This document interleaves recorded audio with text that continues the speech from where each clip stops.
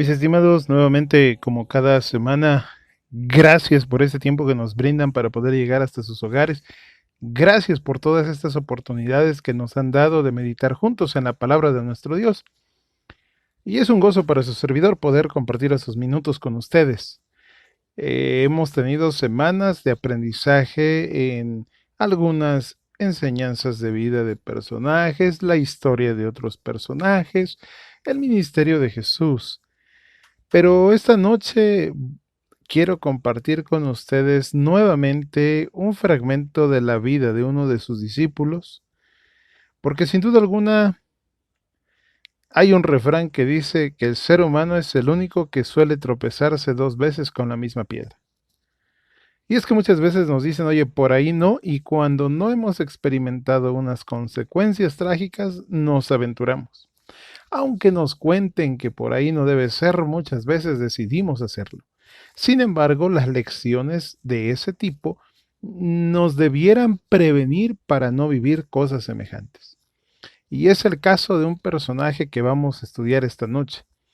Las personas de la historia normalmente son recordadas muchas veces por sus hazañas. Puede traer a usted, por ejemplo, a Benito Juárez, Porfirio Díaz, Adolfo Hitler, Adán, Eva, y sin duda alguna, cada uno de nosotros podría clasificar y decir qué hazañas tuvieron estos personajes. Algunos otros son conocidos por los aportes a la sociedad. Por ejemplo, a la sociedad y a las ciencias tenemos a Luis Pasteur, tiene gran influencia en lo que hoy en día vivimos, Isaac Newton, Albert Einstein, y podríamos también enlistar a otros personajes con este tipo de aportes. Sin embargo, bien valdría la pena pensar, si nosotros pasamos a la historia, ¿cómo seríamos recordados por las personas que en algún momento han convivido con nosotros? ¿Cómo es que usted, si me conoce física y personalmente, cómo es que usted podría describirme cuáles son mis hazañas, si es que hay algún aporte o no?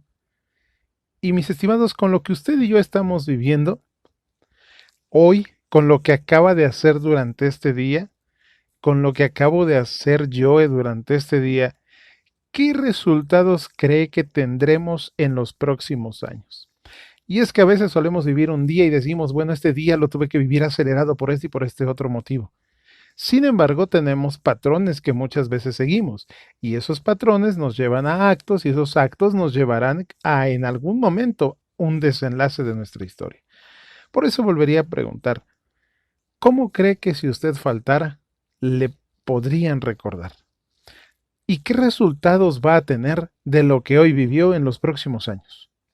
Mis estimados, así con ese preámbulo, quiero presentarle una historia que tiene un triste final. Estamos acostumbrados a que Hollywood y muchas otras empresas, incluso libros, nos presenten siempre una historia con un final feliz. Y es el ideal de todo ser humano, pero ¿qué pasa cuando el triste final no es lo que debió ser? Fíjese que en algún momento nosotros pudiéramos decir, bueno, tal vez yo sería recordado de esta manera positivamente, pero también tal vez tenemos algo negativo que debemos prevenir y frenar. La historia de este personaje tiene que ver con las decisiones que tomamos día con día, porque esas decisiones definen lo que viviremos en un futuro. Si usted recuerda a Hitler, estoy seguro que diría, no es digno de ser imitado. Si usted recuerda a Caín, diría, no es digno de ser imitado. Sin embargo, mis estimados, este personaje tampoco es digno de ser imitado. En la historia de él, el libro de Juan capítulo 12, dice que 6 días antes de la Pascua Jesús fue a Betania, donde vivía Lázaro, a quien él había resucitado. Recordemos que era su mejor amigo. Allí hicieron una cena en honor a Jesús. Marta estaba sirviendo, Lázaro era uno de los que estaban en la mesa comiendo con Jesús, y María trajo unos 300 gramos de perfume de nardo, dice que era muy caro, y ese perfume lo derramó a los pies de Jesús. Y luego con su cabello empezó a secar esos pies. Toda la casa se llenó del aroma de perfume. Y entonces aparece el personaje del cual hablaremos esta noche. Entonces Judas Iscariote, que era aquel de los discípulos que iba a traicionar a Jesús, dijo: ¿por qué no se ha vendido este perfume por el equivalente al salario de 300 días para ayudar a los pobres? Pero Judas no dijo esto porque le importaran los pobres, sino porque era ladrón y como tenía a su cargo la bolsa del dinero, robaba de lo que echaba en ella. Verso 7. Jesús le dice: déjala, pues lo estaba guardando para el día de mi entierro. A los pobres siempre los van a tener entre ustedes, pero a mí no siempre me tendrán. Mis estimados, ¿por qué no, en vez de derramar ese perfume, dimos 300 días de salario a los pobres? Y el verso es claro y dice que a Judas no le interesaban en realidad los pobres. Este hombre llamado Judas tenía en su naturaleza un fuerte apego por las cosas materiales, por el dinero. Este hombre había alimentado algo que podríamos hoy generalizar como avaricia. Y aquí entonces debemos empezar a analizar. En las tentaciones podemos encontrar gran variedad. Hay algunas tentaciones que me van a traer una consecuencia inmediata, si es que yo cedo a ellas, y otras que me van a traer una consecuencia mucho tiempo después, incluso no las vamos a percibir hasta que haya un resultado. En este caso, al hablar de tentaciones, Judas tenía una fuerte tendencia a lo material.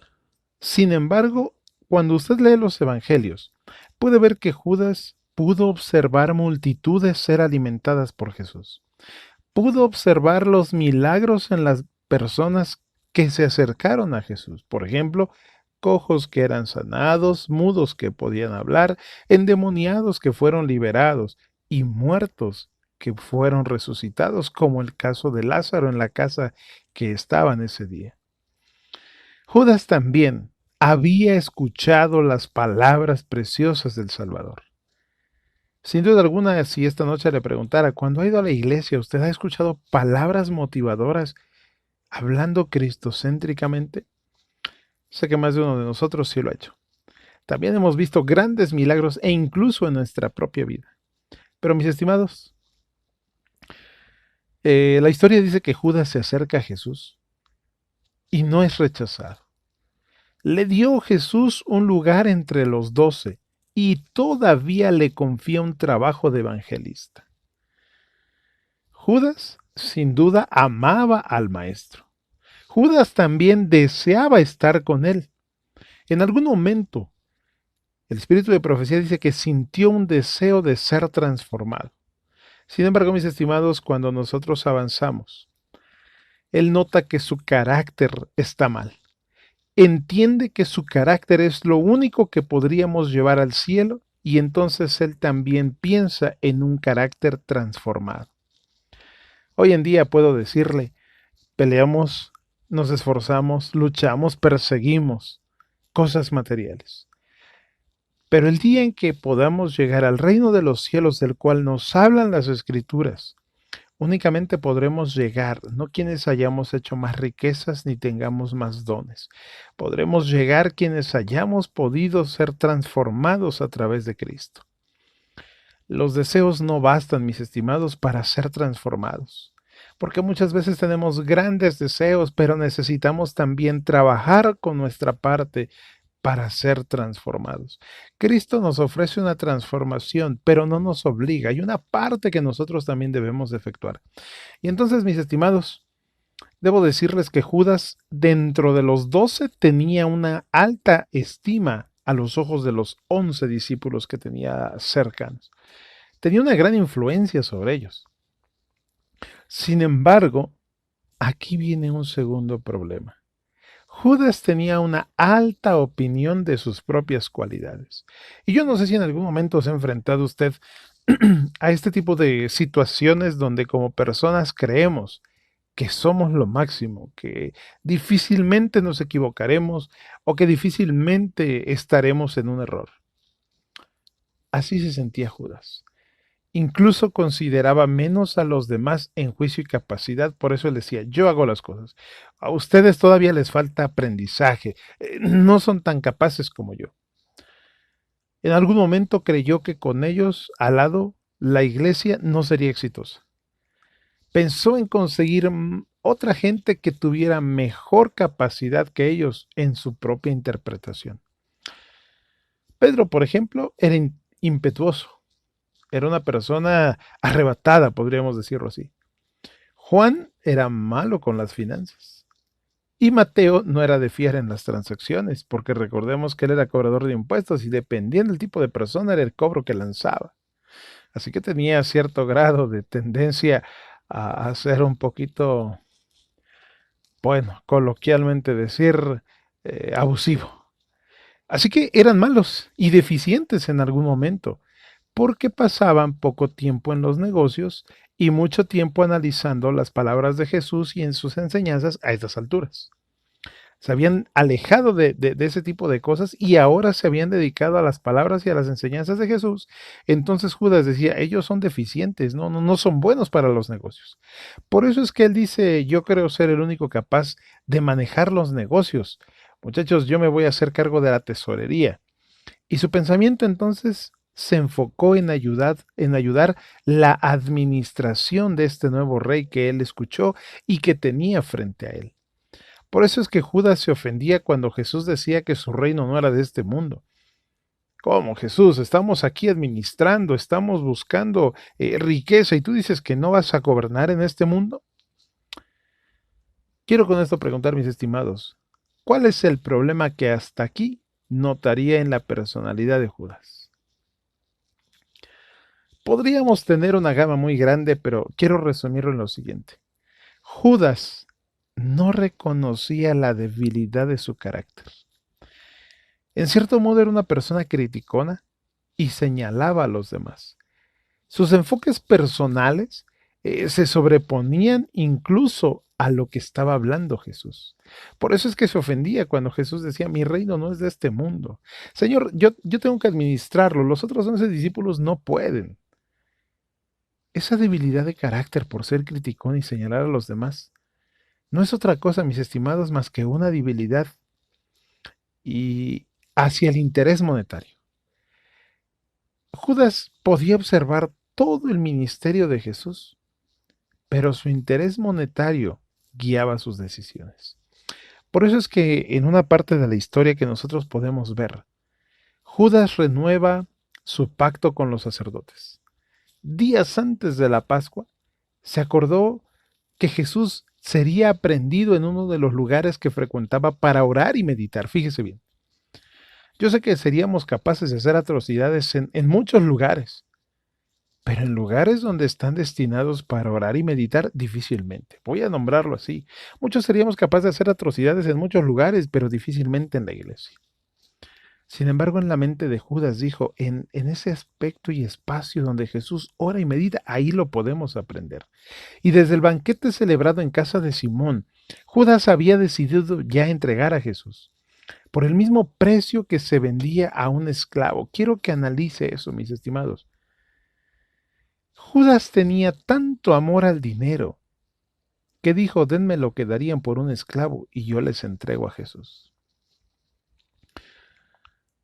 ¿Sería capaz usted de cambiar su casa por un televisor? Sé que la respuesta es no. ¿Qué tal y yo le cambio mi bicicleta por su auto? Y usted diría, no, mi auto vale más, mi casa vale más que una televisión. Entonces, mis estimados, ¿qué fue lo que hizo que Judas cambiara a Jesús por el valor de un esclavo? Debo decirle que su problema se llama avaricia y amor al dinero. Judas tenía en su naturaleza un fuerte apego por el dinero. Había estado alimentando la avaricia por muchos años, escuchó al maestro, sintió el deseo de ser transformado, ayudó en la repartición de comidas para cuando Jesús alimentó con milagros a la multitud. Entonces, ¿dónde estaba el problema? Mis estimados, El problema es que Judas creía que podía vivir escuchando al maestro, pero cobijando sus propios intereses, juicios y deseos. Y aquí entonces viene una lección muy grande para nosotros. Mis estimados, muchas veces vamos a la iglesia, muchas veces leemos un libro, leemos la palabra de Dios y es como escuchamos hablar a nuestro Dios. Pero si nosotros seguimos cobijando nuestros propios intereses, juicios y deseos, nos colocamos en un riesgo semejante al de Judas. Lucas 16:13 dice, nadie puede servir a dos señores. No podemos servir a Dios y a las riquezas. Y con esto, mis estimados, hoy quizá usted que me escucha no tenga amor a las riquezas, pero quizá le tenga más amor al celular. Quizá le tenga más amor al trabajo. Quizá le tenga más amor al cónyuge, a los bienes materiales, si es usted estudiante o profesionista. Y con eso estamos desplazando a nuestro Dios. Pareciera ser que cuando leemos la historia de Judas podríamos decir, no, eso es para el que tiene problemas con el dinero. Yo no. Pero ¿qué pasa si en lugar de colocar a Dios en primer lugar, así como Judas colocó a las riquezas, nosotros colocamos al celular, al trabajo, al cónyuge, los bienes materiales, la escuela o incluso nuestra profesión? Debo decirle que aquello con lo que pasamos más tiempo que con Jesús se vuelve un Señor en nuestra vida. Por eso es que hoy usted y yo no tenemos a Jesús físicamente, para entregarlo como lo hizo Judas. Incluso nos está regalando la salvación. Pero mientras nosotros sigamos cobijando nuestros deseos, nuestros juicios, nuestras tendencias, mis estimados, muchas veces cambiaremos a Jesús por unos pesos más en el trabajo. Cambiaremos a Jesús por ser aceptados en un grupo social, en un círculo de amigos. Judas presentó un cuadro histórico para que usted y yo no nos pusiésemos en ese riesgo. Jesús presentó el caso del joven rico y Judas se sintió desgarrado. Creyó que le estaba hablando directamente a él y que era un error de Jesús rechazar a este joven rico porque podía hacer grandes aportaciones. No externó sus inconformidades, sino hasta cuando María lavó sus pies. Cuando fue entonces reprendido, confirmó su traición que tendría para con Jesús. Así que, mis estimados, Judas razonó que si debía ser crucificado Jesús, él podía entregarlo. A cambio de unas monedas de un esclavo, él lo podía entregar. Muchos otros lo podían hacer, pero dijo, con el precio de un esclavo, yo lo puedo entregar. Jesús puede salvarse a sí mismo. Si de verdad es el Hijo de Dios, se va a salvar a sí mismo. Y él se salva y yo tengo mi ganancia. Mis estimados, Judas creyó que vendiendo a Jesús, lo obligaría también a vencer a los romanos al no dejarse arrestar. Y con ese acto se volvería el número uno en su reino, diciendo, Señor, yo te entregué y gracias a mí tú tuviste que demostrar tu poder y con eso vencimos a los romanos. Judas buscaba una remuneración económica, un puesto con un alto mando, ser reconocido por todos por esa gran capacidad que tenía. No entendía las parábolas, no entendía aquellas enseñanzas que Jesús mostraba a los demás. Judas no entendió porque siempre antepuso sus deseos y sus objetivos personales. Esta noche son muchas las lecciones que podemos tomar de este hombre llamado Judas. Después de que él vio el terrible juicio sobre Jesús, después de que lo vio ser agredido, un hombre de alta estatura se abrió paso entre la multitud, rostro pálido, desencajado, un rostro que tenía gruesas gotas de sudor.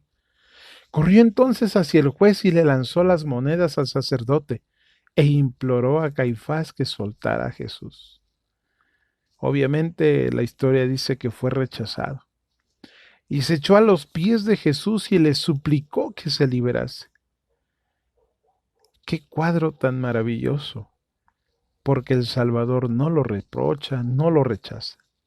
Sabía que Judas no tenía un arrepentimiento real y aún así lo mantuvo cerca de él. Judas vendió a su maestro por 30 monedas de plata. Más tarde, mientras Jesús era llevado de Pilato al Calvario, la multitud que gritaba produjo un silencio al ver bajo un árbol seco el cuerpo mutilado por la caída de Judas y estaba siendo devorado por los perros. Jesús dio todo para salvar a Judas, pero Judas decidió declinar por sus propios intereses, incluso traicionando a su maestro. Jesús ha dado todo por ti, y debo decirte esta noche que ojalá no dejes que tus intereses personales hagan de tu final un final trágico. Judas no traicionó a Jesús de forma espontánea. No fue un acto que salió deliberadamente sin pensar. Judas lo había estado premeditando desde un año antes y llevó a cabo la hazaña que él había estado pensando. Difícilmente nuestros actos son actos espontáneos y por eso hoy quisiera invitarte para que analices los pensamientos, las tendencias y los deseos personales que tenemos. Lo que decidas vivir hoy, no dudes que tendrá una consecuencia mañana, sea buena o sea mala. Quiero invitarles para que esta noche analizando podamos arrepentirnos de lo que sea necesario y no traicionemos al Maestro como en aquel tiempo. Por el contrario, quiero motivarles para seguir al Maestro y que la historia al final pueda ser una historia positiva y de victoria. Usted ha sido llamado por nuestro Dios. Dios desea verle en el reino de los cielos, pero las decisiones siguen siendo cruciales en cada día. Es mi deseo y es mi oración que podamos junto con el Espíritu Santo allegar nuestra vida a Cristo y darle el primer lugar en nuestra vida. Que el Señor les bendiga.